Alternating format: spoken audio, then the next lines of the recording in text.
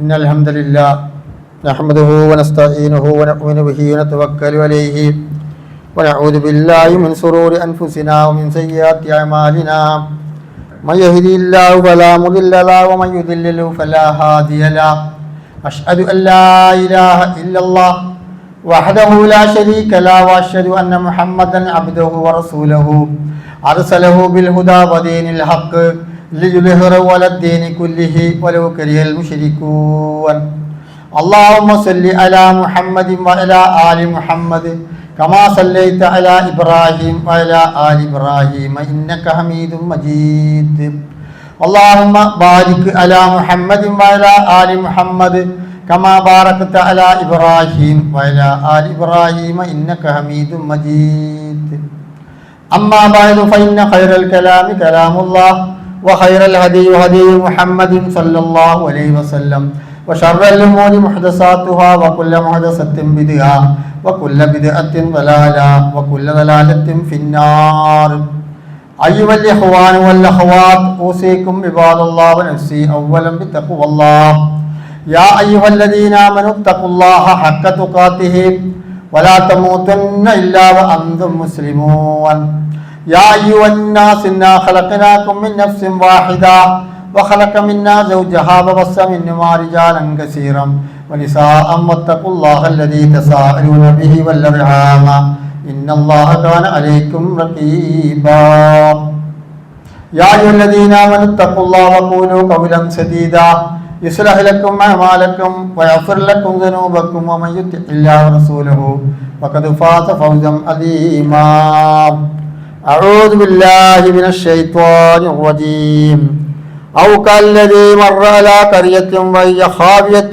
على عروشها قال أنى يحيي هذه الله بعد موتها فماته الله 100 عام ثم بعثه قال كم لبثت قال لبثت يوما أو بعض يوم قال بل لبثت 100 عام فانظر إلى طعامك وشرابك لم يتسنه وانظر إلى حمارك ولنجعلك آية للناس وانظر إلى العظام وكيف ننشزها ثم نكسوها لحما فلما تبين له قال أعلم أن الله على كل شيء قدير رب اشرح لي صدري ويسر لي أمري واحلل عقدة من لساني يفقهوا قولي. പ്രിയമുള്ള സഹോദരന്മാരെ സഹോദരിമാരെ, സർവശക്തനായ അല്ലാഹുവിൻ്റെ വിധിവിലക്കുകൾ ജീവിതത്തിൻ്റെ എല്ലാ മേഖലകളിലും സൂക്ഷിച്ചുകൊണ്ട് ജീവിക്കണമെന്ന് സ്വന്തം ശരീരത്തെന്നതുപോലെ നിങ്ങളോട് ഞാൻ ആദ്യമായി ഉപദേശിക്കുകയാണ്. അള്ളാഹുവിൻ്റെ എല്ലാ ആജ്ഞകളും എല്ലാ കൽപ്പനകളും ജീവിതത്തിൻ്റെ എല്ലാ മേഖലകളും സൂക്ഷിച്ചുകൊണ്ട് ജീവിച്ച് തഖ്വ ഉള്ളവരായി ആഖിറത്ത് നന്നായി ഈമാൻ കിട്ടി മരിക്കുവാൻ അള്ളാഹു നമ്മെ എല്ലാവരെയും അനുഗ്രഹിക്കുമാറാവട്ടെ. സഹോദരന്മാരെ, കഴിഞ്ഞ ആഴ്ച നമ്മൾ പറഞ്ഞു വച്ചത് എല്ലാവരും പുനരുദ്ധാരണത്തെക്കുറിച്ച് ഖബറിൽ നിന്ന് മഅ്ശറയിലേക്ക് പോകുന്ന അതുവരെയാണ് എത്തിച്ചത്. അതിന് മുമ്പായിട്ട് മക്കയിലുള്ള മുശ്രിക്കുകൾ നബി സല്ലല്ലാഹു അലൈഹി വസല്ലമ തങ്ങളെ പരിഹസിച്ചിരുന്നു. എങ്ങനെയെന്നറിയോ? മരിച്ചു കഴിഞ്ഞാൽ പിന്നെ ഒരു ജീവിതമുണ്ടല്ലോ നിങ്ങൾക്ക് എന്ന് പറഞ്ഞിട്ട് സാമ്പത്തികമായ ഇടപാടൊക്കെ ചെയ്താൽ അത് കൊടുക്കാതെ പരിഹസിക്കുക. അതിൽ മുൻപന്തിയിലുണ്ടായിരുന്നു ആസിം ബിൻ വസാ എന്ന് പറയുന്ന ഒരു മനുഷ്യൻ ഹബ്ബാബ് ബിൻ ഖൈസിന്റെ അടുത്തുനിന്ന് പൈസ കടം വാങ്ങി. എന്നിട്ട് പറയും നമുക്ക് അവിടെ വെച്ച് കാണാം പരിഹസിച്ചുകൊണ്ട്. അങ്ങനെ ഒരു ജീവിതമില്ല, അങ്ങനെ പിന്നീടൊരു പുനരുദ്ധാരണമൊന്നുമില്ല എന്ന അവർക്ക് ഏറ്റവും വലിയ തലവേദനയായിരുന്നു അത്. അങ്ങനെ പലരും പരിഹസിച്ചിരുന്നു. ഈ ആസിമ് കാലിൽ ചെറിയൊരു മുള്ളു കുത്തിയിട്ട് ആ മുള്ളു കുത്തിൻ്റെ ഫലമായി പഴുപ്പ് കയറിയിട്ടാണ് മരിച്ചത്. ഒരു ഉദാഹരണം കേട്ടോ. അങ്ങനെ ഒരുപാട് ആൾ നബി സല്ലല്ലാഹു അലൈഹി വസല്ലം തങ്ങളെ ഉപദ്രവിച്ച ഏഴംഗ സംഘം എന്നാ പറയാം മുശ്രിക്കുകൾ. അതൊക്കെ ഇൻഷാ അല്ലാഹ് നമുക്ക് പ്രവാചകനെ കുറിച്ച് പഠിക്കുമ്പോൾ പഠിക്കേണ്ട. അപ്പോൾ ഈ പരിഹാസം അങ്ങനെ സംഭവിക്കുമോ ഇല്ലേ? അത് ഖുർആനിൽ 2 ആയത്തുകൾ അൽ ബഖറയിലുണ്ട്. അതും കൂടി നമ്മൾക്ക് മനസ്സിലാക്കിയിട്ട് ഖബറിൽ നിന്നുള്ള യാത്രയിലേക്ക് പോകാം ഇൻഷാ അല്ലാഹ്. ഉസൈർ നബി അലൈഹിസ്സലാം, ഉസൈർ നബി ജൂതന്മാർ പറഞ്ഞു, നമ്മളെ കഴിഞ്ഞ കുത്തുബി പറഞ്ഞാണ് അള്ളാഹിന്റെ മകനാണെന്ന്. നസ്രാനികൾ ഈസാ നബി അള്ളാഹുടെ മകനാണ്. എന്തോ ആവട്ടെ, ഈ പറയുന്ന ഒരു ഗ്രാമത്തിലൂടെ നടന്നു പോകുന്നു. ആ ഗ്രാമം, ആ പട്ടണം ഫലസ്തീനാണ്. ആ ഫലസ്തീനില് ബാബിലോണിയൻ ചക്രവർത്തി ഇന്ന് ഇസ്രയേല് ശവപ്പറമ്പാക്കിയതുപോലെ അക്കാലത്ത് ശവപ്പറമ്പാക്കിയിരുന്നാണ്. എന്തോ പ്രശ്നത്തുമ്മൽ അവരൊക്കെ നശിപ്പിച്ചു. അപ്പോ ഉസൈർ നബി അലൈഹി സ്വലാത്തു വസ്സലാം നടന്നു പോകുമ്പോൾ ഉസൈറിന് അറിയാം മരിച്ചവരെ പുനർജീവിപ്പിക്കാൻ അള്ളാഹുവിന് കഴിയും. അപ്പോൾ അതൊരു യക്കീനാവാൻ വേണ്ടിയിട്ട് മനസ്സിൽ അങ്ങനെ തോന്നിയുള്ളൂ എന്നാണ് മുഫസ്സിരിങ്ങളൊക്കെ പറയുന്നത് കേട്ടോ. ഔക്കല്ലീ മറാറാത്തറിയത്തിന്, അല്ലെങ്കിൽ ഒരു ഗ്രാമത്തിലൂടെ ഒരുത്തൻ നടന്നു പോയ സംഭവം. രണ്ട് കഥകൾ നമുക്ക് മനസ്സിലാക്കാം. മരിച്ചവർക്കുള്ള പുനരുദ്ധാരണമാണ് കേട്ടോ. അപ്പോൾ അദ്ദേഹത്തിന് തോന്നി വലിയ ഹാവിയത്തുമല ഉറൂഷ്യ, എന്നാൽ തല കീഴായി മറിഞ്ഞു അതിൻ്റെ അർത്ഥം. എല്ലാം തരിപ്പണമായിരിക്കുന്നു ഒരു പട്ടണം. ഔക്കാല ഉറൂഷ്യൻ ഹാവിയത്തുമല ഉറൂഷ്യ, അതൊക്കെ തരിപ്പണമായിട്ടുണ്ട്. ഇതിനി പഴയതുപോലെ എങ്ങനെയാണ് ആവുക? കാല അന്ന യുഹയ്യാദിൽ ബഅദ മൗതിഹ, അതുപോലെ തന്നെ മരിച്ചവരെ അല്ലാഹു തആല എങ്ങനെയാണ് പിന്നീട് ജീവിപ്പിക്കുക? ഫമാതഹുല്ലാഹു, അന്നിങ്ങനെ അദ്ദേഹം വിചാരിച്ചിട്ടുള്ളൂ. അല്ലാഹു തആല ഫമാതഹുല്ലാഹു മിഅത്താമിൻ, ഈ വ്യക്തി ഉസൈർ നബി അലൈഹിസ്സലാമാണെന്ന് പറയുന്നു. അദ്ദേഹത്തെ അല്ലാഹു തആല മരിപ്പിച്ചു. എത്ര കൊല്ലം? മിഅത്താമിൻ, 100 വർഷം മരിപ്പിച്ചു എന്ന് തന്നെയാണ് പറയുന്നത്. 100 വർഷം മരിച്ചു കടന്നു. സുമ്മ ബഅസഹു, ആ 100 വർഷത്തിന് ശേഷം അദ്ദേഹത്തെ പുനരുദ്ധാരണം നടത്തി, പുനർജീവിപ്പിച്ചു. 100 കൊല്ലം മരിപ്പിച്ചു. എന്നിട്ട് അല്ലാഹു തആല ചോദിച്ചു, ഖാല കം ലബിസ്ത, ഇനി എത്ര കാലം ഇങ്ങനെ ജീവിച്ചു, ഈ മരിച്ചു കടന്നു? കം ലബിസ്ത ഖാല ലബിസ്തു യൗമൻ ഔ ബഅദ യൗമിൻ, ഒരു ദിവസമോ അതല്ലെങ്കിൽ കുറച്ച് ദിവസമോ മാത്രമാണ് ഞാൻ ആയിട്ടുള്ളൂ എന്ന് അത്രേ ഉള്ളൂ അയാൾക്ക് തോന്നുന്നത്. യഥാർത്ഥത്തിൽ എത്ര കൊല്ലം കഴിഞ്ഞു? 100 കൊല്ലം. ഇത് പറയുമ്പോൾ വിശാലമായ ചരിത്രത്തിലേക്ക് പ്രവേശിക്കുന്നില്ല. ഗുഹാവാസി അൽക്കഫ് നമ്മൾ ഇന്ന് ഓതിയില്ലേ, എല്ലാവരും അൽക്കഫ് ഓതിയില്ലേ, അതിലെ ആ യുവാക്കൾ 300 കൊല്ലാണ് ഉറക്കി കടത്തിയത്. 300 കൊല്ലമാണ് കടത്തിയത്. എന്നിട്ട് അവർക്ക് പുനരുദ്ധാരണം അവരെ നടത്തി, പുനർജീവിപ്പിച്ച ചരിത്രവും ഉണ്ട്. ഇത് ഈ വ്യക്തിക്കുള്ള സംശയം കയ്യോടെ തീർത്തു കൊടുക്കുകയാണ്. അങ്ങനെ ഒരു ദിവസമോ അല്ലെങ്കിൽ കുറഞ്ഞ ദിവസമോ യൗമൻ കാല ബൽ ലബിസ്ത മിഅത്താമിൻ, 100 കൊല്ലമാണ് നീ ഈ അവസ്ഥയിൽ കടന്നത് കേട്ടോ എന്ന് മനസ്സിലാക്കുക. ആമിക, നിന്റെ കൂടെ ഉണ്ടായിരുന്ന ഭക്ഷണ പദാർത്ഥത്തിലേക്ക് ഒന്ന് നോക്കൂ. ഫസറാമിക, പാനീയവും യാത്രക്ക് കൊണ്ടുപോകുന്ന ഭക്ഷണ പദാർത്ഥങ്ങൾ അതിലേക്ക് നോക്കൂ. അതിന് യാതൊരു മാറ്റവും ഇല്ല. അത് യാതൊരു മാറ്റവും ഇല്ലാതെ അല്ലാഹു തആല സൂക്ഷിച്ചു വെച്ചു. പിന്നെയോ ഫന്ദുറില ഹിമാരിക, നീ യാത്ര ചെയ്തിരുന്ന നിന്റെ കഴുത, നിന്റെ വാഹനമാണല്ലോ, ആ കഴുത എവിടെയുള്ളത്? ഇലാ ഹിമാരിക വനജിയലുകാത്തലിന്നാസ്. ഇതൊക്കെ അല്ലാഹു തആല വ്യക്തമായ ദൃഷ്ടാന്തങ്ങൾ ജനങ്ങൾക്ക്, നമുക്കും വരാൻ പോകുന്നവർക്കും വന്നവർക്കും ഒക്കെ അല്ലാഹു തആല മരിച്ചവരെ ജീവിപ്പിക്കാൻ, പുനരുദ്ധാരണം നടത്താൻ കഴിവുള്ളതിന് തെളിവായിട്ടാണ് ഇതൊക്കെ കാണിച്ചിരുന്നത്. ഇലാം, നോക്കൂ, 100 വർഷം മുമ്പ് ചത്ത ആ കഴുത ഇലാം വെറും അസ്ഥികളാണ്, അസ്ഥിപഞ്ചരങ്ങളായി കിടക്കുന്നു. എന്നിട്ടോ കൈഫ നുൻഷിതുഹ, എങ്ങനെയാണ് അല്ലാഹു തആല ആ കഴുതയെ ജീവിപ്പിക്കുന്നത്? എങ്ങനെ?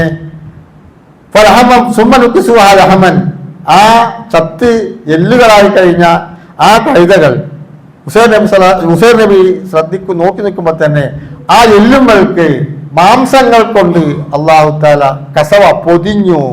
ഫലമാതബയലു, അങ്ങനെ ആ കഴുതയെ പഴയതുപോലെയാക്കി കൊടുത്തു. ചത്ത് കടന്ന ജീവൻ എല്ലുകളായ ആ കഴുതയെ അല്ലാഹു തആല നിമിഷങ്ങൾ കൊണ്ട് ജീവിപ്പിച്ച് കാണിച്ചു കൊടുത്തു. 100 കൊല്ലം മരിച്ചു കടന്ന ഉസൈർ നബി അലൈഹി സ്വലാത്തിനെയും അല്ലാഹു തആല പുനർജീവിതം നൽകി കാണിച്ചു കൊടുത്തു. ഇങ്ങോട്ട് പറഞ്ഞു, നിങ്ങൾ മനസ്സിലാക്കുക, നിങ്ങൾ എന്തൊക്കെ പ്രവർത്തിക്കുന്നു പറയുന്നുണ്ടോ അതെല്ലാം അല്ലാഹു വീക്ഷിക്കുന്നുണ്ട്, ശ്രദ്ധിക്കുന്നുണ്ട്. ഇനി ഒരു സംഭവം കൂടിയും പറയാം. ഇബ്രാഹിം നബി അലൈഹി സ്വലാത്തു വസ്സലാം, അള്ളാഹുവിന്റെ ഇഷ്ടപ്പെട്ട ഖലീൽ, ഖുർആനിൽ പല ഭാഗങ്ങളിലും പരാമർശിച്ചിട്ടുണ്ട്. 136 സ്ഥലങ്ങളിലുണ്ട്. വൈദ ഖാല ഇബ്രാഹിമു, ഇബ്രാഹിം നബി അലൈഹിസ്സലാത്തു വസ്സലാം പറഞ്ഞ സന്ദർഭം നബിയെ നിങ്ങൾ ഒന്ന് ഓർക്കുക. നബിക്ക് പറഞ്ഞു കൊടുക്കുകയാണ്. എന്താ ഇബ്രാഹിം നബി പറഞ്ഞത്? റബ്ബി അരിനി കൈഫ തുഹീൽ മൗത, മരിച്ചവരെ അല്ലാഹുവേ നീ എങ്ങനെയാണ് പിന്നെ ജീവിപ്പിക്കുക? ഇത് പറയാനും ഈ ആയത്തിറങ്ങാനും ഒരു കാരണം കൂടിയുണ്ട്. ഇബ്രാഹിം അലൈഹിസ്സലാത്തു വസ്സലാം കടപ്പുറത്തിലൂടെ നടന്നു പോകുമ്പോൾ അവിടെ ഒരു മൃഗം ചത്ത് കിടക്കുന്നുണ്ടത്ര. ചരിത്രമാണ് കേട്ടോ. ആ മൃഗത്തിനെ കടലിലുള്ള ജീവികളും കരയിലുള്ള ജീവികളും കൊത്തി തിന്നുകൊണ്ടിരിക്കുകയാണ്. ഇത് കണ്ടപ്പോൾ ഇബ്രാഹിം ചെറുക്കഞ്ഞ് അള്ളാഹുന്റെ അടുക്കലേക്ക് ഹയാത്തായി പോകുമല്ലോ. ആ പടച്ച റബ്ബി അരിനി കൈഫ തുഹീൽ മൗത, മരിച്ചവരെ ഇത് എങ്ങനെയാണ് ജീവിപ്പിക്കുക? ഇബ്രാഹിം നബിയുടെ ഒരു സംശയം. അപ്പൊ അള്ളാഹു താല ചോദിച്ചു, കാല അവരം തൂമിൻ, ഇബ്രാഹിം നീ വിശ്വസിച്ചിട്ടില്ല ചോദിച്ചു. ഇപ്പോൾ ഇത്രയും ആയിട്ട് വിശ്വാസം ഇല്ല ചോദിച്ചു. കാലപത, എനിക്ക് ഉണ്ട്, വിശ്വാസം ഉണ്ട്. അള്ളാഹുവേ നിനക്ക് മരിച്ചവരെ ജീവിപ്പിക്കാൻ കഴിവുള്ള ആൾ തന്നെ എനിക്ക് ഉണ്ട്. പക്ഷേ ഇത് എത്തുമായില്ല കൽബി, എൻ്റെ മനസ്സിനൊരു സമാധാനം, ഒരു ഉറപ്പ് കിട്ടാൻ, നേരെ കണ്ടിൽ കാണുമല്ലോ, അതിന് വേണ്ടിയിട്ട് ഞാൻ ചോദിച്ചത്. അങ്ങനെ ആണെങ്കിൽ കാല ഫഹുദ്, അള്ളാഹു പറഞ്ഞു ഫഹുദ് അർബഅത്തമ്മിനത്വരി, പക്ഷികളിൽ നിന്ന് 4 പക്ഷികളെ പിടിക്കാണ്. ഒരു പക്ഷിയല്ല, അത് പലതരം പക്ഷികൾ. ചരിത്രകാരന്മാർ പറയുന്നത് തത്ത, പരുന്ത്, കാക്ക, നെസറ്, പിന്നെ മയില്, അങ്ങനെയൊക്കെ പറഞ്ഞ 4 തരം പക്ഷികൾ. 4 തരം പക്ഷികളെ നീ പിടിക്കുക. കാല ഫഹുദ് അർബഅത്തമ്മിനത്വരി, പക്ഷികൾ 4 പിടിക്കുക. ഫസുർഹുന്ന, 2 അർത്ഥമുണ്ട്. സുർഹുന്ന എന്ന് പറഞ്ഞാൽ നിന്നിലേക്ക് ഇണക്കി നിന്റെ കൂടെ കോഴികളെ നമ്മൾ വളർത്തണം, അതിന് വളർത്തുക. തന്നെ കോഴി വളർത്തില്ല വീട്ടിൽ, ആ പക്ഷികളെ അങ്ങനെ വളർത്തിയിട്ട് പിന്നെ എന്ത് ചെയ്യാൻ പറഞ്ഞു? പിന്നെ പറഞ്ഞ എന്താണ്? ആ പക്ഷികളെ അറുക്കുക. പക്ഷികൾ അറുത്തിട്ട് 4 പക്ഷികളെ അറുത്ത് കഷ്ണങ്ങളാക്കിയിട്ട് 4 മിക്സ് ചെയ്തിട്ട് ഓരോ വിവാഹവും ഫസുറുഹിന്നയിലേക്ക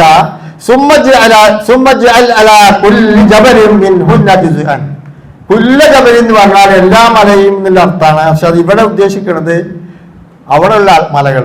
ഇങ്ങനെ ഈ പക്ഷികളെ അറുത്ത് കഷ്ണങ്ങളാക്കിയത് മിക്സ് ചെയ്തിട്ട് ഓരോ ജുസുവെ, ഓരോ ഓഹരി, ഈ കാണുന്ന 4 മലകളാണ് കേട്ടോ. ആ മലകളുടെ മുകളിൽ കൊണ്ടുപോയി വെക്കുവാൻ അല്ലാഹു തആല ഇബ്രാഹിം നബി അലൈഹിസ്സലാത്തു വസ്സലാമിനോട് പറയുകയാണ്. ഇബ്രാഹിം അലൈഹിസ്സലാത്തു വസ്സലാം അങ്ങനെ പക്ഷികളെ പിടിച്ച് കഷ്ണങ്ങളാക്കി മിക്സ് ചെയ്തിട്ട് കുല്ലി ജബലിൻ മിൻഹുന്ന ജുസ്അൻ, ഓരോ മലയുടെ മുകളിലും, അവിടുത്തെ 4 മലയുടെ മുകളിൽ 4 ഓഹരികൾ കൊണ്ട് വെച്ചു. എന്നിട്ട് സുമ്മ ദഅഹുന്ന, ഓരോ മലയിലേക്ക് നോക്കിയിട്ട് 4 പക്ഷികളുടെ ഓരോ പക്ഷികളുടെ പേര് പറയുക. പരുന്ത്, മയില്, തത്ത, കാക്ക, അങ്ങനെ ഉണ്ട്. ആ ഓരോ പക്ഷികളുടെ പേര് പറഞ്ഞാൽ ആ പക്ഷികൾ നിന്നിലേക്ക് പറന്ന് വരുന്നതാണ്. അങ്ങനെ ഇബ്രാഹിം അലൈഹി സ്വലാത്തു വസ്സലാം അങ്ങനെ ചെയ്തപ്പോൾ സുമ്മദഹുനെ വിളിച്ചു. യഅ്തീനക സഅയൻ, പറന്ന് ഇബ്രാഹിം നബിക്ക് മരിച്ചവരെ അല്ലാഹു തആല എങ്ങനെയാണ് രണ്ടാമത് ജീവിപ്പിക്കുക, ഹയാത്താക്കുള്ളത് കണ്ണോട് കൈ കാണിച്ച് സ്പോട്ടിൽ കാണിച്ചു കൊടുത്തു. സഅയൻ വഅലം അന്നല്ലാഹ അസീസുൻ ഹകീം, മനസ്സിലായിക്കോ, അല്ലാഹു എല്ലാത്തിനും കഴിവുള്ളവനാണ് മരിച്ചവരെ ജീവിപ്പിക്കാൻ. ഇനിയും മക്കാ മുശ്രിക്കുകള് പിന്നെയും പറഞ്ഞു, പിന്നെ ചോദിച്ചു. എന്താ ചോദിച്ചത്? മനുഷ്യൻ ഇൻസാനോ, നിങ്ങൾ വിചാരിക്കുന്നുണ്ടോ? അള്ളാഹു ചോദിക്കാം, മനുഷ്യനെ വിചാരിക്കുന്നുണ്ട്. അല്ല നജ്മ ഇലാമ, നിങ്ങൾ മരിച്ചു. ഇന്നലെ കഴിഞ്ഞ കുത്തി പറഞ്ഞില്ലേ, വാൽക്കുറ്റിയും എന്നുള്ള അള്ളാഹു തആല സൃഷ്ടിപ്പുണ്ടാക്കുന്നത്. അത് യഹ്സബുൽ ഇൻസാൻ, മനുഷ്യൻ വിചാരിക്കുന്നുണ്ടോ? അല്ല നജ്മ ഇലാമ, നിങ്ങളെ ദ്രവിച്ച് മണ്ണായി പോയി കഴിഞ്ഞാൽ ഒരു വാൽക്കുറ്റി മാത്രമേ ഉണ്ടാവുള്ളൂ. അതുമെന്ന് ഖാദിരീന ബലാ ഖാദിരീന, അതുമെന്ന് ഒരുമിച്ച് കൂടി നിങ്ങൾ ഹയാത്താക്കാൻ അള്ളാഹുവിന് കഴിവില്ല എന്ന് നിങ്ങൾ വിചാരിക്കുന്നുണ്ടോ? ബലാ ഖാദിരീന അലാ അൻ നുസവ്വിയ ബനാന, അത് മാത്രമല്ല വിരൽത്തുമ്പുകളെപ്പോലും ശരിപ്പെടുത്താൻ കഴിവുള്ളവന് നിങ്ങൾ മരിച്ച് ജീർണിച്ചു പോയാലും നിങ്ങൾ രണ്ടാമത് ഹയാത്താക്കാൻ കഴിവുള്ളവനാണ്. നോക്കി, ഈ വിരൽത്തുമ്പുകൾ, ഈ വിരലാധാരമുള്ളവൻ ലോകത്ത് ഞാൻ മാത്രമേ ഉള്ളൂ. ശാസ്ത്രം തെളിയിച്ചു കഴിഞ്ഞതാണ്.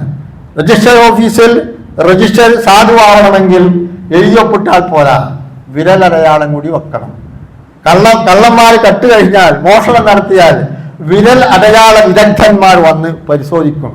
അപ്പോൾ അവരതിൽ കാണുന്ന ആ വിരൽ അടയാളം, ഇതുപോലത്തെ അടയാളങ്ങൾ അവർ ശേഖരിച്ചിട്ടുണ്ട്, അവൻ വേറെ എവിടെയെങ്കിലും മോഷ്ടിച്ചിട്ടുണ്ടോ, അങ്ങനെ കണ്ടുപിടിക്കുന്നു. അപ്പൊ അല്ലാഹു തആല പറഞ്ഞു, ഇതേപോലെ ഈ വിരൽ അടയാളത്തിന് പോലും മാറ്റം വരാത്ത രൂപത്തിൽ നാളെ മഹ്ശറിൽ അള്ളാഹു നിങ്ങളെ ജീവിപ്പിക്കും, ഹയാത്താക്കും. അൻസവ്വിയ ബനാന സൂറത്ത് 75-ാമത്തെ അധ്യായത്തിലെ 34-ാമത്തെ ആയത്താണ് കേട്ട് പഠിപ്പിച്ച് തന്നിട്ട്. ഇനിയും സൂറത്ത് ഇദാ വഖഅത്തിൽ പറയാണ്, വഖാനു അവരായിരുന്നു യുസിറൂന അലൽ ഹിൻസിൽ അദീം, ഒരു വിഭാഗം വമ്പിച്ച തെറ്റുകുറ്റങ്ങൾ ചെയ്യുന്ന ആൾക്കാർ. അങ്ങനത്തെ ഇതൊക്കെ വരുള്ളൂ. ഇഷ്ടംപോലെ പാവങ്ങൾ ചെയ്യുമ്പോൾ ഈ പാവം ചെയ്തവനെ നാളെ മഹ്ശറിൽ അള്ളാഹു ഇനിയും ഹയാത്താക്കുമെന്ന് പറയുമ്പോൾ അവർക്ക് ഉൾക്കൊള്ളാൻ കഴിയൂല, പേടിണ്ടാവുമല്ലോ. അപ്പൊ അവര് തള്ളിക്കളയാ. അവരങ്ങനെ ആയിരുന്നു. പക്ഷേ വഖാനു യഖൂലൂന അയിദാ മിത്നാ വകുന്നാ തുറാബൻ വഇലാമൻ, മരിച്ചു മണ്ണായി കഴിഞ്ഞ് ഇലാമ് എല്ലുകളായി ഞുരുമ്പി കഴിഞ്ഞാൽ അയിനാല മബൂസൂന, ഞങ്ങൾ വീണ്ടും പുനർജീവിപ്പിക്കുള്ളൂ, ഇതാണോ മുഹമ്മദ് നീ പറയുന്നത് എന്ന് സല്ലല്ലാഹു അലൈഹി വസല്ലമ അങ്ങനെ മക്ക മുശ്രിക്കീൻ നബി സല്ലല്ലാഹു അലൈഹി വസല്ലമ തങ്ങളോട് ആവശ്യപ്പെട്ടിരുന്നു. അവ ആബായനൽ അവ്വലും, അങ്ങനെയാണെങ്കിൽ ഞങ്ങളെ മുമ്പ് കഴിഞ്ഞ ഞങ്ങൾ പിതാക്കന്മാർക്കോ ഖുൽ ഇന്നൽ അവ്വലീന വൽ ആഖിരീൻ, മുമ്പ് കഴിഞ്ഞവരും പമ്പ് കഴിഞ്ഞു പോയാലും ഇപ്പൊ മരിക്കുന്നവരും എല്ലാവരെയും ലമജ്മൂഊന ഇലാ മീഖാതി യൗമിൻ മഅലൂം, അറിയപ്പെടുന്ന ആ ഒരു ദിവസം രണ്ടാമത്തെ ഊതൂതിയാൽ എല്ലാവരെയും മണ്ണിൽ നിന്ന് അല്ലാഹു തആല എഴുന്നേൽപ്പിക്കും. ഞാൻ പറഞ്ഞെന്നില്ലേ, മഴ പെയ്താൽ ചെടികൾ മുളക്കുന്നത് പോലൊക്കെ ഉണ്ടാവും. ഇനി യൗമ യുൻഫഖു ഫിസ്സൂരി ഫതഅതൂന അഫ്വാജ, അവിടെ നമ്മൾ കഴിഞ്ഞ ആഴ്ച വെച്ച് കുറച്ച് പറഞ്ഞിട്ട് വെക്കാം കേട്ടോ, അവസാനിപ്പിക്കാം. യൗമ യുൻഫഖു ഫിസ്സൂരി ഫതഅതൂന അഫ്വാജ, അത് സൂറത്ത് യാസീനിലാണ്. അതുപോലെ തന്നെ സൂറത്ത് അമ്മയിലും പറയുന്നുണ്ട്. കാഹളത്തിൽ ഊതുമ്പോൾ വഅദല്ലാഹു ചോദിച്ചു, നബിയെ ഇത് ഈ വിഷയം എന്താണ്? അപ്പോൾ നബി സല്ലല്ലാഹു അലൈഹി വസല്ലമ കരഞ്ഞിട്ട് താടിയും വസ്ത്രങ്ങളും നിറഞ്ഞു. നീ ചോദിച്ചത് വലിയതായ ഒരു ചോദ്യമാണ്. കഹാറത്തിൽ ഊതുന്ന സമയത്ത് കബറുകളിൽ നിന്ന് എല്ലാവരും കൂട്ടമായി മഹ്ശറിലേക്കുള്ള ആ ആഗമനം. അത് നബി സല്ലല്ലാഹു അലൈഹി വസല്ലമ തങ്ങൾ പറഞ്ഞു നീ ചോദിച്ചത് വളരെ വിഷമം പേടിപ്പെടുത്തുന്ന ഒന്നാണ്, ഏതായാലും അത് 12 രൂപത്തിലാണ് ഞാൻ നിങ്ങൾക്ക് പറഞ്ഞു തരാം എന്ന് പറഞ്ഞുകൊണ്ട് നബി സല്ലല്ലാഹു അലൈഹി വസല്ലമ തങ്ങൾ പറഞ്ഞോളൂ. തുഹ്സുറു ഉമ്മത്തി ഇസ്ലാസ സിൻഫൻ, 12 രൂപത്തിൽ. ഈ 12 നമ്മൾ പഠിച്ചു കഴിയുമ്പോൾ ഇസ്ലാമിന്റെ ചെയ്യാൻ പറ്റുന്ന കാര്യങ്ങളും ചെയ്യാൻ പറ്റാത്ത കാര്യം എന്തൊക്കെയാണ് എന്ന് കബറിൽ തന്നെ എഴുന്നേൽക്കും അല്ലാഹു തആല കാണിച്ചു തരും. അത് നബി സല്ലല്ലാഹു അലൈഹി വസല്ലമ തങ്ങൾ ഹദീസിലൂടെ നമുക്ക് പഠിപ്പിച്ചു തരും. ഒന്നാമത്തെ വിഭാഗം ആരാണ്? യുഹ്സിറൂന ഫീ ഖുബൂരിഹിം, കബറുകളിൽ എഴുന്നേൽക്കുന്ന ഒരു വിഭാഗം. ലൈസ ലഹും യദാനി, കൈകൾ ഉണ്ടാവൂല, വല റിജ്ലാനി, കാലുകളും ഉണ്ടാവൂല. എന്നിട്ടോ അവരിങ്ങനെ കയ്യും കാലും ഇല്ലാതെ കബറിൽ നിന്ന് ഇഴഞ്ഞിഴഞ്ഞാണ് മനസ്സിലേക്ക് പോവുക. സഹോദരന്മാരെ, ഇഴഞ്ഞിഴഞ്ഞ് മനസ്സിലേക്ക് പോകുമ്പോൾ അള്ളാഹുവിന്റെ ഭാഗത്ത് നിന്ന് ഒരു മലക്ക് വിളിച്ചു പറയും. ഓരോരുത്തരും പിന്നാലെ ഉണ്ടാവും.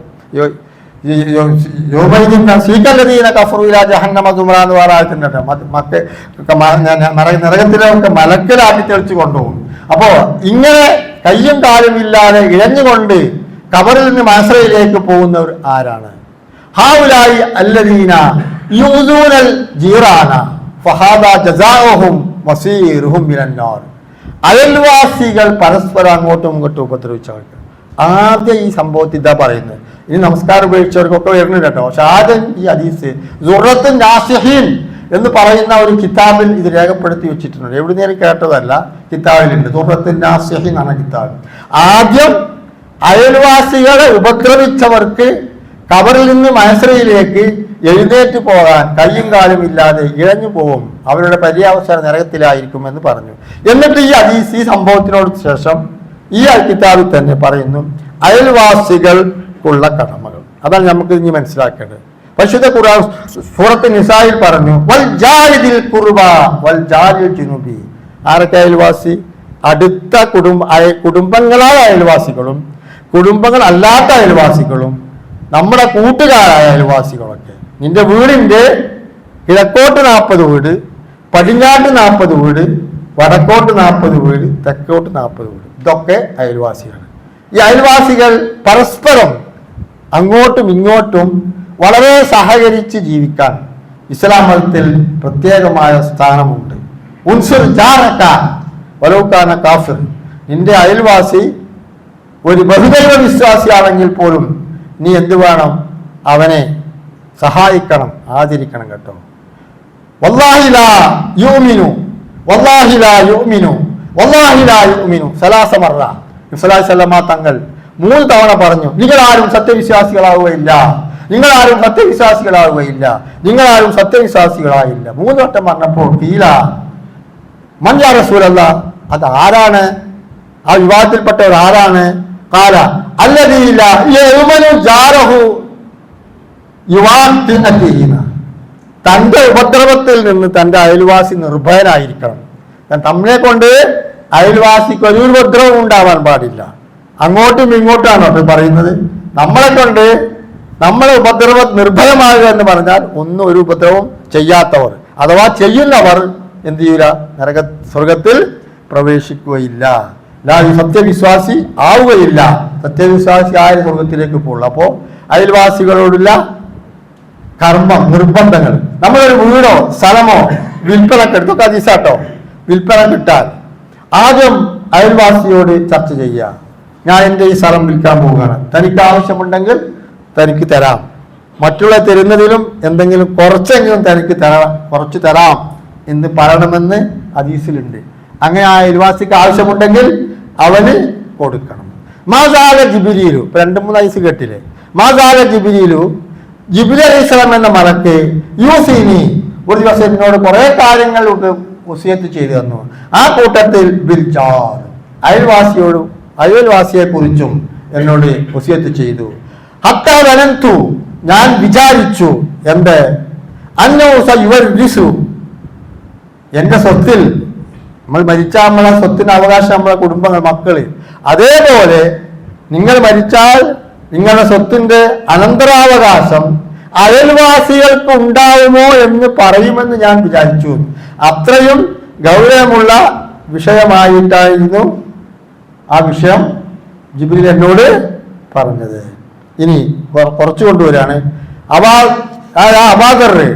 അബാദറിനോട് പറഞ്ഞു, ഇതാ തബഹത്ത മറക്കത്തായി, നീ ഭക്ഷണം പാകം ചെയ്തിട്ട് ആ പാകം ചെയ്ത ഭക്ഷണത്തിൽ വെള്ളം കലർത്തി അധികരിപ്പിച്ചിട്ട് നിന്റെ അയൽവാസിയെ നീ സഹായിക്കണം. അയൽവാസി പട്ടിണി കിടക്കുമ്പോൾ വയറ് നിറച്ച് ഭക്ഷണം കഴിക്കാൻ പാടില്ല. ഇനി 9 കടമകൾ വിവരിച്ചു തരാം. 1, അയൽവാസി, ആക്കമുള്ള അയൽവാസിനോട് എന്തെങ്കിലും കടം ചോദിച്ചാൽ കയ്യിൽ ഉണ്ടെങ്കിൽ അത് കൊടുക്കണം, പിന്നെ അത് തിരിച്ചു കൊടുക്കുകയും വേണം. ഇതൊക്കെ 9 കടമ കേട്ടോ, അതൊക്കെ ഹദീസില്ല. ക്ഷണിച്ചാൽ ക്ഷണം സ്വീകരിക്കണം, ക്ഷണിച്ചാൽ ക്ഷണം സ്വീകരിക്കണം. രോഗിയായാൽ സന്ദർശിക്കണം, മനസ്സിലാക്കി വെച്ചോളി. സഹായം തേടിയാൽ, ശാരീരികമായ സഹായങ്ങളും തേടിയാലും സാമ്പത്തികമായ സഹായം തേടിയാലും പരസ്പരം അങ്ങോട്ടും ഇങ്ങോട്ടും സഹായിക്കണം. ഇതൊക്കെ അയൽവാസികളുടെ കടമയാണ്. ഒരു അയൽവാസിക്ക് ഒരു മുസീബത്ത് ബാധിച്ചാൽ, സങ്കടം ബാധിച്ചാൽ സന്തോഷിക്കുകയല്ല വേണ്ടത്, അവന്റെ ആ ദുഃഖത്തിൽ പങ്കുചേർന്ന് അവനെ സമാശ്വസിപ്പിക്കണം. ഒരു സത്യവിശ്വാസിയുടെ അടയാളമാണ്. സന്തോഷമുണ്ടായാൽ മസിൽ പിടിച്ച് കുസുമ്പനായി വിട്ടു നിൽക്കുകയല്ല വേണ്ടത്, അവനെ പോയി വീട്ടിൽ കണ്ട് ആ സന്തോഷത്തിൽ പങ്കുചേരുക, സന്താപത്തിലും പങ്കു ചേരുക. വീട്ടിൽ അവൻ ഇല്ലാതാവുമ്പോൾ അവന്റെ ഭാര്യയും കുട്ടികളും ഒറ്റക്കാണെങ്കിൽ അവന്റെ അതിൽ ശ്രദ്ധ നമ്മളിൽ എപ്പോഴും ഉണ്ടാവണം. മനസ്സിലായില്ലേ? പിന്നെയോ നമ്മളെ ഭാഗത്തുനിന്ന് പിന്നെ ഒരു ശല്യവും ഉണ്ടാവാൻ പാടില്ല. അവസാനമായിട്ട് അവന്റെ വീട്ടിൽ അവന്റെ ഭാര്യ കുട്ടികളോ കുടുംബകാര്യങ്ങളോ രഹസ്യങ്ങളോ എന്തെങ്കിലും പറയുന്നുണ്ടെങ്കിൽ സീലിങ്ങിന്റെ വാർപ്പിന്റെ മുകളിലോ അവിടെ എവിടെയോ ഒഴിഞ്ഞു നിന്ന് കേൾക്കാനും പാടില്ല, അതും തെറ്റാണ്. ഇനി ഇമാം ആമസ് എന്ന് പറയുന്ന ഒരു ഇമാമ്, അദ്ദേഹത്തിന് ഒരാട് ഉണ്ടായിരുന്നു. ആ ആടിന്റെ പാല് കറന്നിട്ടായിരുന്നു അദ്ദേഹത്തിന്റെ ജീവിതം. ആ ആടിന് അസുഖമായി. ആ സമയത്ത് തൻ്റെ അയൽവാസി ഹൈസവ എന്ന് പറയുന്ന ഒരു അയൽവാസി, ഹൈസം എന്ന് പറയുന്ന അയൽവാസി ചെന്നു ആടിന്റെ രോഗം അന്വേഷിക്കാനാട്ടോ.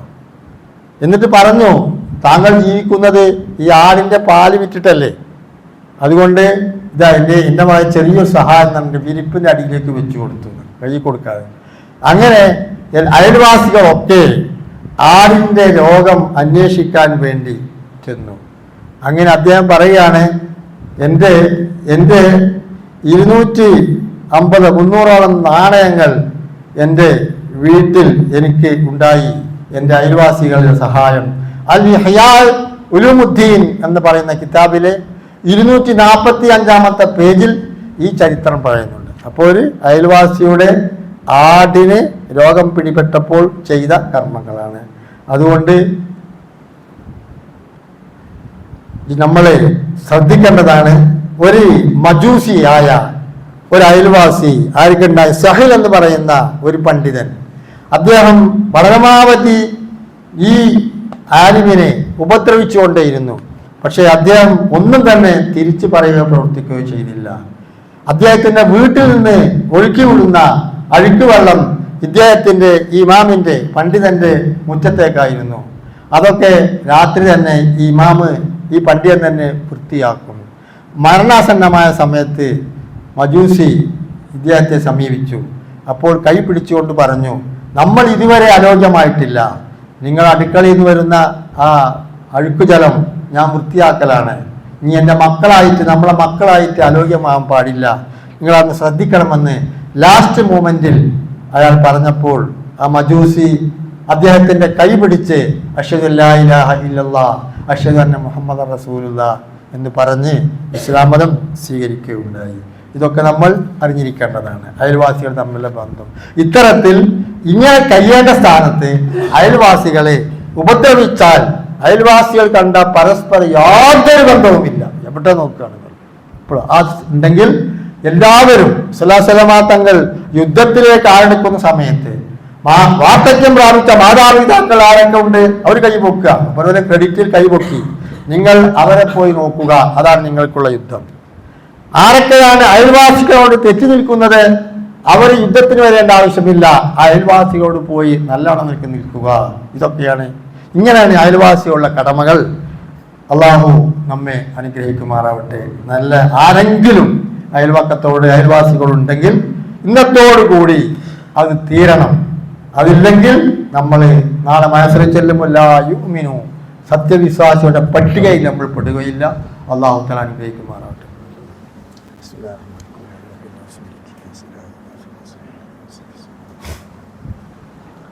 അൽഹംദുലില്ലാഹ് വസ്സലാത്തു വസ്സലാമു അലാ റസൂലില്ലാഹ് വഅലാ ആലിഹി വസഹബിഹി അജ്മഈൻ.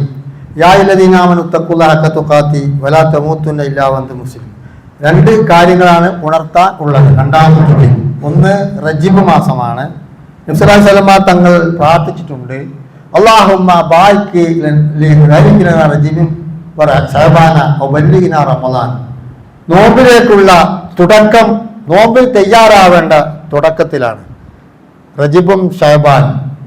4 മാസങ്ങൾ. ഇന്ന ഇദ്ദത്ത ശുഹൂരി ഇൻദല്ലാഹി 12 ശഹ്റൻ ഫിഹാ 4 ഹുറും. അള്ളാഹുവിന്റെ അടുക്കൽ മാസങ്ങളുടെ കണക്ക് 12 ആണ്. അതിൽ 4 മാസം പവിത്രമാണ്. ദുൽഖഅദ്, ദുൽഹജ്ജ്, മുഹറം. ദുൽഖഅദും ദുൽഹജ്ജും മുഹറവും ഹജ്ജിന്റെ സീസണാണ്. ആ 3ഉം പിന്നെ 1 റജബും. ഈ റജബ് മാസവും പവിത്രമായ മാസമാണ്. ഇതിൽ സഹോദരിമാരൊക്കെ പ്രത്യേകം ശ്രദ്ധിക്കാറുള്ളത്, സഹോദരന്മാരും സഹോദരിമാരും ഒക്കെ കഴിഞ്ഞ റമദാനിൽ നമുക്ക് നോമ്പ് നഷ്ടപ്പെട്ടു പോയിട്ടുണ്ടെങ്കിൽ ഈ ശഅബാനിലെ സമയമുള്ളൂ. റംസാൻ ചന്ദ്രയാണ്ടാ പിന്നെ സമയം കഴിഞ്ഞില്ലേ. അപ്പോൾ ഈ 2 മാസത്തിൻ്റെ ഉള്ളിൽ ആ നോമ്പുകളൊക്കെ നോറ്റുപൂട്ടണം. കൂടുതലായിട്ട് നബി സല്ലല്ലാഹു അലൈഹി വസല്ലം തങ്ങൾ റമദാന് എത്തുന്നതിന് മുമ്പ് തന്നെ റജബിലും ശഅബാനിലും സുന്നത്ത് നോമ്പുകൾ നോറ്റിരുന്നു, സുന്നത്ത് നിസ്കാരം അധികരിപ്പിച്ചിരുന്നു, ദിക്റുകൾ അധികരിപ്പിച്ചിരുന്നു. എന്ന് വെച്ചാൽ റമദാനെ സ്വാഗതം ചെയ്യുവാനുള്ള തയ്യാറെടുപ്പ് ഉണ്ടാവും. പിന്നെ നമ്മൾ പറഞ്ഞു വെച്ചത് നമസ്കാരം വലിയ ശുദ്ധിയുടെ കാര്യങ്ങളൊക്കെയാണ്. ഇനി നമുക്ക് നിസ്കാരത്തിലേക്ക് പ്രവേശിക്കണം. അതിന് നമസ്കാരത്തിനുള്ള ഷർത്തുകളുണ്ട്. 2 ഷർത്ത് നമുക്കിപ്പോൾ പഠിക്കാം. ബാക്കിയുള്ള ഷർത്ത് ഇൻഷാ അല്ലാഹ് അടുത്ത കുത്തുബയിൽ പറയാം. ഒന്ന്, ചെറിയ അശുദ്ധിയിൽ നിന്ന് വലിയ അശുദ്ധിയിൽ ശുദ്ധമാവുക. അത് എന്തൊക്കെയാണെന്ന് ഞാൻ നിങ്ങൾക്ക് പറഞ്ഞു തന്നിട്ടുണ്ട്. വലിയ ശുദ്ധി ഉണ്ടാവുന്നതും ശുദ്ധി ഇല്ലാതെ നിസ്കരിച്ച അല്ലാഹ് നിസ്കാരം സ്വീകരിക്കുകയില്ല. വലാ സദഖത്തും മിൻ ഉലൂലിൻ, കവർച്ച ചെയ്ത് തട്ടെടുത്തിട്ട് മറ്റൊരുത്തന്നെ തന്നെ തട്ടിയടിച്ച് അപഹരിച്ചെടുത്തിട്ടുള്ള സദഖയും അല്ലാഹു സ്വീകരിക്കും. രണ്ടും ഒരേ ഇതിലാണ് പറഞ്ഞേട്ടോ. അപ്പോൾ ശുദ്ധി ഉണ്ടായിരിക്കണം. അത് ഒതു എന്തൊക്കെയാണെന്ന് ഇവിടെ നമ്മൾ അന്നേ പഠിക്കാൻ തുടങ്ങി, ഒതു കൂലിയൊക്കെ. രണ്ടാമത്തേത് ദേഹം, വസ്ത്രം, സ്ഥലം എന്നിവ ശുദ്ധിയായിരിക്കണം. നമസ്കരിക്കുന്നവന്റെ ദേഹവും വസ്ത്രവും സ്ഥലവും എല്ലാ അഴുക്കിലും ശുദ്ധിയായിരിക്കണം. അപ്പോ ജോയിലു കുലഹ മസ്ജിദ്, ഭൂമിയെ മുഴുവൻ ഞാൻ ഉണ്ടാക്കിയിട്ടുണ്ട്, നിങ്ങൾക്ക് പള്ളിയാക്കി തന്നിട്ടുണ്ട്. അത് എന്തിനു വേണ്ടിയിട്ടാണ്? അൽ അർളു കുല്ലഹ മസ്ജിദും ഇല്ലാ മഖ്ബറ വൽ ഹമ്മാം. അതായത് നിർണായക ഘട്ടങ്ങളിൽ എവിടെ ചെന്നാലും പള്ളിയില്ലല്ലോ, അതില്ലല്ലോ, ഇതിൽ നിസ്കാരം ഒഴിവാക്കാൻ പാടില്ല, നിസ്കരിക്കേണ്ടതാണ്. അതല്ലാതെ സൗകര്യമുള്ളത് പള്ളി ശുദ്ധമായിരിക്കണം, സ്ഥലം ശുദ്ധമായിരിക്കണം, വസ്ത്രം ശുദ്ധമായിരിക്കണം, അതുപോലെ തന്നെ ശരീരം ശുദ്ധമായിരിക്കണം, നജീസിൽ നിന്നെല്ലാം ശുദ്ധമായിരിക്കണം. അപ്പം നജീസ് എന്തൊക്കെയാണെന്ന് നമുക്ക് ഇൻഷാ അല്ലാഹ് അടുത്ത കുതുബയിൽ പഠിക്കാം. അള്ളാഹു അനുഗ്രഹിക്കുമാറാകട്ടെ. മരിച്ചു നമ്മുടെ മാതാപിതാക്കൾ, മറ്റ് കുടുംബാദികളൊക്കെ ബർസഹിയായ ലോകത്താണ്. അവർക്ക് അല്ലാഹു തആല മഅഫിറത്തും മർഹമത്തും നൽകി അനുഗ്രഹിക്കുമാറാവട്ടെ. അവരുടെ സകലമാന ദോഷങ്ങളും അല്ലാഹു തആല പുറത്തു കൊടുക്കുമാറാവട്ടെ. നമ്മൾ ചെയ്തു പോയ എന്തെങ്കിലും പാപങ്ങളുണ്ടെങ്കിൽ അല്ലാഹുവേ ഞങ്ങൾക്കും അതിന് പുറത്തു തരണേ തമ്പുരാനെ. റഹ്മാനായ റബ്ബേ, മാരക രോഗങ്ങളെ തൊട്ട് കാക്കണേ റബ്ബേ. ഇന്നലെ എൻ്റെ ഒരു സുഹൃത്ത് പറഞ്ഞു, ഹൃദയത്തിൻ്റെ വാൽവ് 14 ലക്ഷം രൂപ വേണം, അതുകൊണ്ട് അതിനുള്ള സംവിധാനം ഒരുക്കിക്കൊണ്ടിരിക്കുകയാണ് ഞങ്ങളവിടെ. ആ സുഹൃത്തിനോട് പറഞ്ഞു, 14 ലക്ഷം രൂപ ഹൃദയത്തിൻ്റെ വാൽവിന് കേടാണ്. റബ്ബേ, പടച്ച തമ്പുരാനെ, അത്തരത്തിലുള്ള രോഗങ്ങളെ തൊട്ട് ഞങ്ങളെ മക്കളെ എല്ലാവരെയും നീ കാത്തുരക്ഷിക്കണേ റബ്ബേ. ആ സുഹൃത്തിന് നീ എത്രയും വേഗം ആ രോഗം ശിവയാകുവാനുള്ള എല്ലാ സാഹചര്യങ്ങളും അനുകൂലിച്ചു കൊടുത്ത് അദ്ദേഹത്തിന് ശിവ നൽകി വിജയിപ്പിക്കണേ തമ്പുരാനെ. ക്യാൻസർ പോലത്തെ മറ്റുള്ള എല്ലാ മാരക രോഗങ്ങളും, വാഹന അപകടങ്ങളും, ദൈനംദിന പത്രങ്ങൾ നോക്കിയാൽ എത്ര എണ്ണമാണ് നടുറോട്ടിൽ കടന്ന് പിടഞ്ഞു മരിക്കുന്നത്. നമ്മളൊക്കെ യാത്ര വാഹനങ്ങളിലാണ്. റബ്ബേ, അത്തരത്തിലുള്ള ദാരുണ ദുരന്ത മരണങ്ങളെ തൊട്ട് ഞങ്ങളെ എല്ലാവരെയും നീ കാത്തുരക്ഷിക്കണേ തമ്പുരാനെ.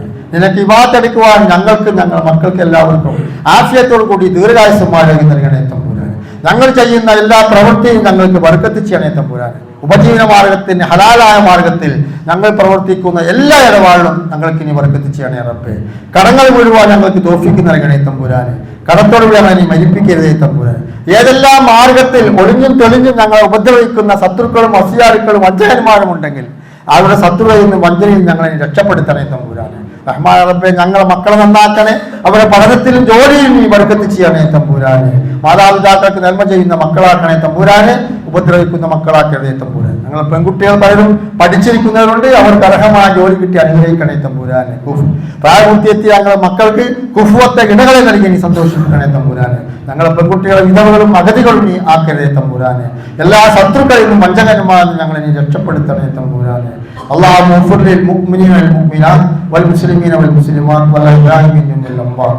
اللهم اعز الإسلام والمسلمين وأذل الشرك والمشركين واهلك كفرة والظالمين. اللهم اجرنا من النار، اللهم اجرنا من النار، اللهم اجرنا من النار. ربنا آتنا في الدنيا حسنة وفي الآخرة حسنة وقنا عذاب النار. إن الله وملائكته يصلون على النبي يا أيها الذين آمنوا صلوا عليه وسلموا تسليما.